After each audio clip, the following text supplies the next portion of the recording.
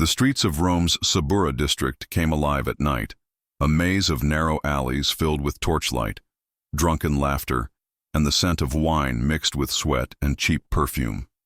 Behind thin curtains and half-open doors, shadows danced against lamplight as the lowest citizens of the empire sought their pleasures. In this place, where Rome's aristocrats rarely dared to step, one figure moved in secret, cloaked in anonymity. At first glance, she appeared like any other woman offering herself to strangers. Her makeup was heavy, her garments simple, and her voice deliberately disguised. But for the sharp-eyed, her face betrayed her. Beneath the cheap disguise lay the delicate features of Valeria Messalina, Empress of Rome, wife of Emperor Claudius. The sight was chilling.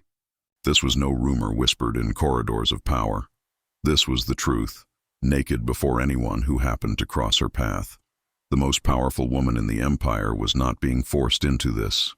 She came here willingly, choosing to degrade herself, for the thrill of being desired not as an empress, but as an anonymous woman among Rome's lowest classes. To Romans, the act was unthinkable. Their society divided women into strict categories: virtuous wives and mothers at the top, prostitutes and entertainers at the very bottom. The empress, above all others, was expected to embody purity, dignity, and virtue. Even a rumor of misconduct could fracture political stability. And yet here was Messalina, erasing every line, stepping into the filth not out of desperation, but out of desire. In public, she was perfection. She stood beside Claudius during ceremonies, bore him heirs, and carried herself with the dignity of her noble bloodline. But in the shadows, behind the marble walls of the Palatine Palace, another side of her was growing. The smile she displayed at festivals, the grace with which she hosted banquets, these were masks. The truth was darker. She was planning nocturnal journeys that would one day shock even Rome's most jaded aristocrats, men who believed they had seen every excess imaginable. What began as small rebellions, dismissing her guards at unusual hours, slipping into simple clothes, walking into the night, soon evolved into something calculated. Messalina was no longer just curious about life outside the palace. She was studying it. She watched prostitutes, learning their habits, their techniques, their clients. She moved like a strategist preparing for war, not a bored young woman seeking adventure. The first true scandal erupted during the Saturnalia festival of 40 CE. At a time when Rome allowed social roles to invert and restrictions to loosen, Claudius attended religious ceremonies, believing his young wife safe within the palace. But Messalina had disguised herself as a common woman and vanished into the Sabura. What began as curiosity hardened into obsession. She approached a brothel keeper and asked to work for a night. He saw only an aristocratic-looking woman searching for excitement. He accepted her offer. That night, the brothel witnessed something it had never seen before. Messalina outlasted every professional in the foul room, servicing more men than the most seasoned workers. When dawn came and the prostitutes rested, she refused to stop. She demanded more, desperate to prove she could surpass anyone. At last, the brothel keeper forced her to leave, but the damage was done. She had discovered her true thrill, not power through dignity, but power through degradation. Within months, she had created an entire system for her secret life. Trusted servants smuggled her out of the palace, disguises transformed her appearance, and false names allowed her to walk freely through Rome's underworld. But this was not enough. Her desires demanded competition. She began challenging Rome's most celebrated courtesans, turning sex into a contest of endurance, wagering gold and reputation on her ability to conquer more men in a single night than any professional. By the year 41 CE, her actions would no longer be whispers in the dark. They would explode into one of the most infamous contests in Roman history. In the year 38 CE, Rome celebrated a wedding that seemed blessed by the gods themselves. The bride was Valeria Messalina, barely 15 years old, the daughter of one of Rome's oldest patrician families. The groom was Emperor Claudius, 13 years her senior, a man often mocked for his limp, his stammer, and the awkwardness caused by his affliction, what modern medicine recognizes as cerebral palsy. Yet on that day, the people believed fortune had smiled on him. To secure such a bride, young, noble, and beautiful, was a prize beyond measure. Messalina was the image of Roman perfection, her skin pale as marble, her hair golden, her features refined. She embodied everything an empress should be. Soon she bore Claudius 2 children and stood at his side during ceremonies, a picture of dignity and fertility. To the people of Rome, she was the model of virtue. To Claudius, she was a blessing. To history, however, she would become something far darker. Roman society was strict in its vision of womanhood. The virtuous wife and mother held the highest honor, while prostitutes and entertainers lived in disgrace at the bottom. The empress stood at the very peak of this order, her chastity tied directly to the stability of the empire. For such a woman, even the faintest rumor of misconduct could shake Rome. And yet, behind the gilded doors of the Palatine Palace, Messalina's double life had already begun. At first it was subtle. She dismissed her guards at odd hours, claiming fatigue. She would slip out in plain clothing, her beauty hidden beneath rough fabric and shadows. What seemed a young woman's playful rebellion soon revealed itself to be far more deliberate. She was not merely escaping the palace. She was entering another world. Messalina began to study Rome's prostitutes as though they were soldiers in a campaign. She watched their mannerisms, memorized their territories, and learned how they enticed clients. Every detail mattered to her. She was not dabbling in curiosity. She was preparing for conquest. The Saturnalia festival of 40 CE became the turning point. While Claudius observed the sacred rites of the season, Messalina vanished into the Sabura. Disguised as a commoner, she entered a brothel and offered to work for a night. The keeper, unaware of her true identity, agreed. What followed became legend. Messalina's performance was unlike anything the brothel had ever seen. She took on client after client, surpassing the stamina of Rome's most experienced women. As dawn approached, when the others withdrew in exhaustion, she remained, demanding more. She refused to surrender until she was physically forced to leave. That night lit a fire that would never burn out. From that moment, Messalina's secret life grew bold. She created networks of servants to escort her, disguises that concealed her identity, and false names that granted her freedom. But it was no longer enough to simply join the world of prostitution. She wanted to dominate it. By the following year, she would stand in open competition against the most celebrated courtesans of Rome. What began as a hidden rebellion would soon erupt into a spectacle that horrified the empire. Messalina's secret excursions no longer satisfied her. Simply walking the streets in disguise and selling herself among common women was thrilling, but her nature demanded more. She was not content with participation. She wanted conquest. To prove herself superior, she began arranging competitions of lust, challenging Rome's most renowned prostitutes to contests of endurance. These were not hidden acts of rebellion. They became spectacles. Senators, nobles, and wealthy merchants attended, wagering fortunes while watching their emperor's wife degrade herself in ways unthinkable for a woman of her rank. What should have been private scandal turned into public theater. The most infamous of these contests came in the year 41 CE. Messalina challenged Sila, the most celebrated courtesan of Rome, famed for her stamina, skill, and years of experience. The rules were simple. From sunset to dawn, whoever serviced the most men would be declared the victor. Gold flowed in wagers. The elite of Rome gathered, not in dignity, but in horrified fascination, to watch the empress herself step into the arena of flesh. Sila approached the contest with care. She paced herself, conserving her strength, managing her clients with the practiced efficiency of a professional. By dawn, she had taken 25 men and, weary but satisfied, declared her victory.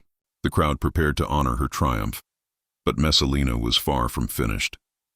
She continued, one man after another, long after Sila had collapsed in exhaustion. She pushed herself beyond every limit, as though humiliation itself fueled her strength.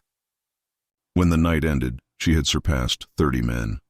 She stood victorious, not celebrated, but feared. The silence in the room was heavier than applause. What the Romans witnessed that night unsettled even their jaded hearts. This was not a desperate woman forced into degradation. This was the Empress of Rome choosing it. She had discovered a new kind of intoxication. The greater the contrast between her public dignity and her private humiliation, the greater her satisfaction. Her contests became legend, whispered in streets, carried through the halls of senators, and muttered in fear at banquets. The image of an empress competing with prostitutes, humiliating herself before her own people, shook Rome to its foundations. For Messalina, however, the shame was not punishment. It was power. These spectacles were only the beginning. Her desires demanded not just contests, but systems. She was no longer content to match the prostitutes of Rome.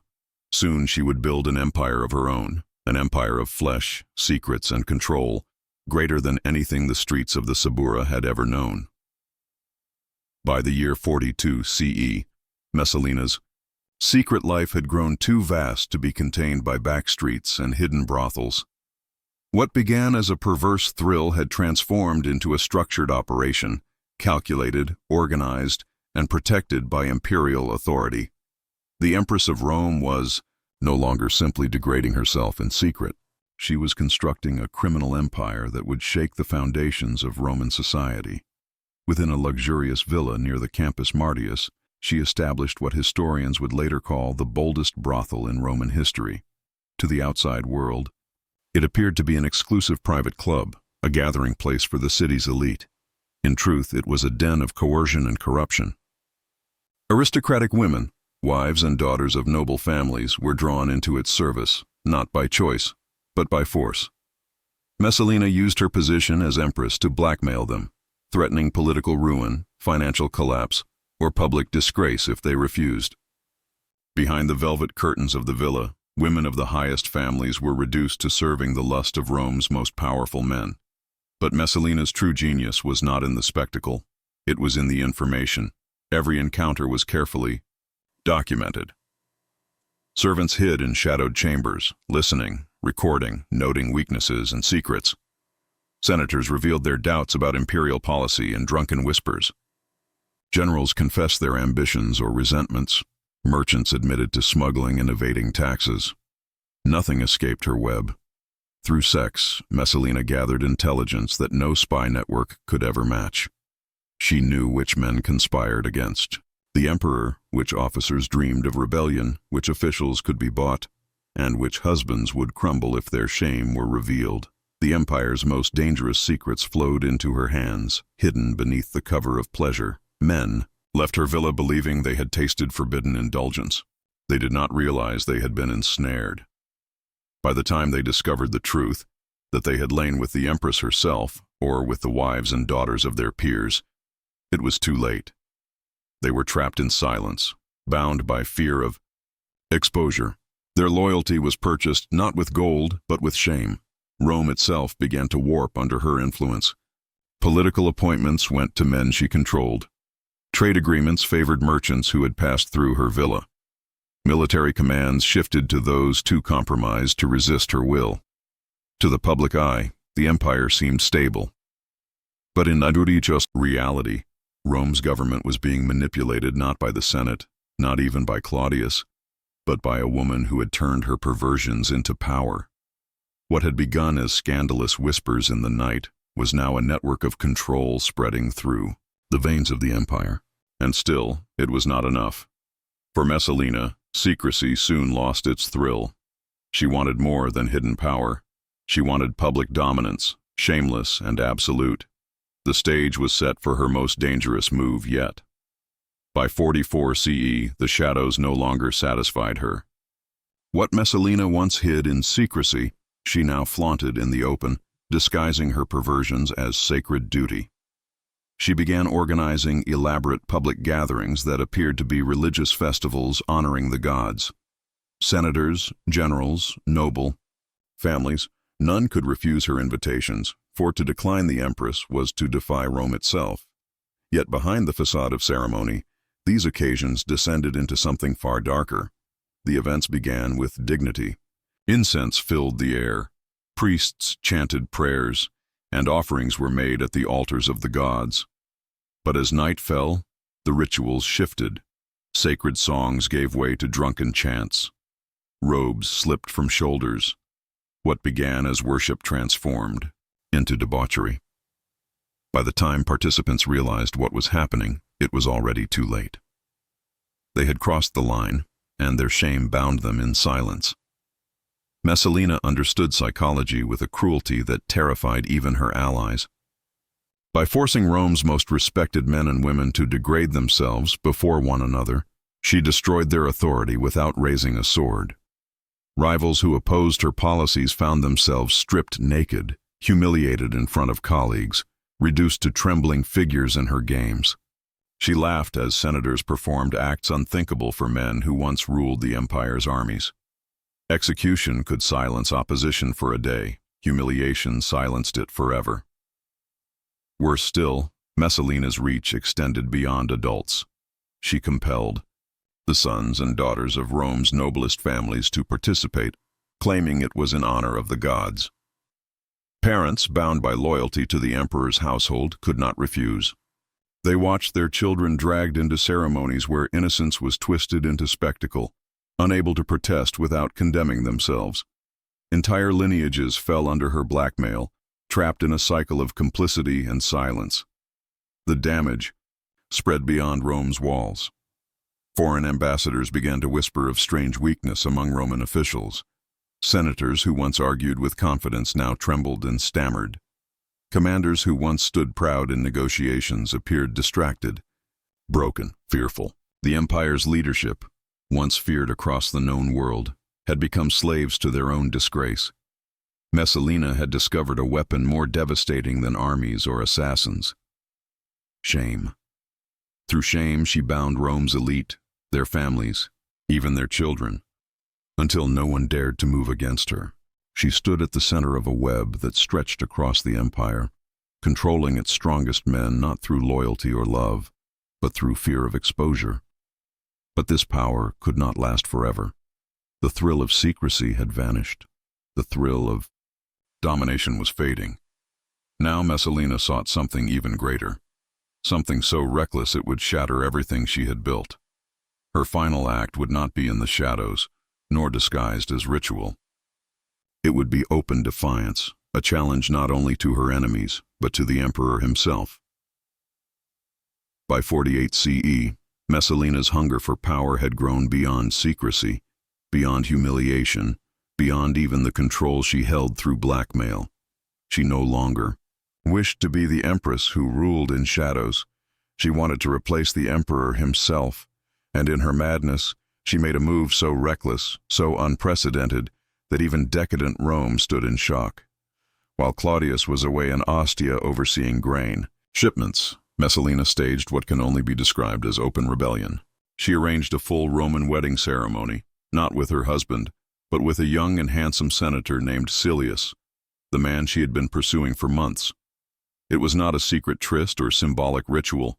It was a legal marriage, complete with priests, contracts, witnesses, and sacred vows. She declared herself divorced from the emperor and bound to another man, even while still wearing the title of empress. The celebration became a days-long festival of excess. Orgies, feasts, parades, Rome's remaining nobility, many of them, already trapped in her web of blackmail, were forced to attend. For the first time, she no longer pretended her acts were for religion or secrecy. This was open defiance, a proclamation that Claudius was no longer emperor, that she and Silius would rule in his place. Messalina slipped fully into delusion. She began referring to Silius as emperor and herself as his lawful wife. She issued commands in his name, planned ceremonies to crown him, and believed the Senate, cowed by her years of control, would accept her fantasy as reality. But behind the bravado, even Silius himself grew fearful. He had been flattered at first by her obsession, but now realized he was trapped in a nightmare, a pawn in the ambitions of a woman untethered from reality. Word of this audacity spread quickly. Claudius at first refused to believe it. Even knowing his wife's scandals, bigamy in the palace seemed impossible. But the evidence was undeniable. Witnesses, documents, Even senators themselves confirmed it. Claudius was not merely betrayed as a husband, he was threatened as emperor. His throne, his dynasty, and Rome's stability hung in the balance. The response was swift. Claudius returned to Rome with loyal troops. Messalina was found in the palace gardens, still clinging to her illusions of safety. Contemporary accounts describe her as torn between terror and defiance, realizing at last that the empire she built on shame and desire could not protect her from the emperor's vengeance. Her execution was swift, yet her punishment did not end with death. Claudius ordered her name erased from monuments, her images destroyed, and her memory condemned. Through the ancient practice of damnatio memoriae, Rome attempted to wipe her existence from history. To speak her name became dangerous, to remember her a form of treason. The woman who once wielded power greater than senators and generals was reduced to nothing but whispers, her memory buried beneath silence. Her reign of scandal ended not with triumph, but with obliteration. She had believed humiliation gave her power, that shame could enslave the mighty. For a time it had. But in the end, the empire reminded her of its greater truth. No matter how high she rose or how low she sank, Rome itself would decide who was remembered and who was forgotten. Messalina's story became a warning etched into the shadows of history. An empress who turned lust into politics, who transformed shame into control, and who, in her final act, gambled everything against an empire and lost.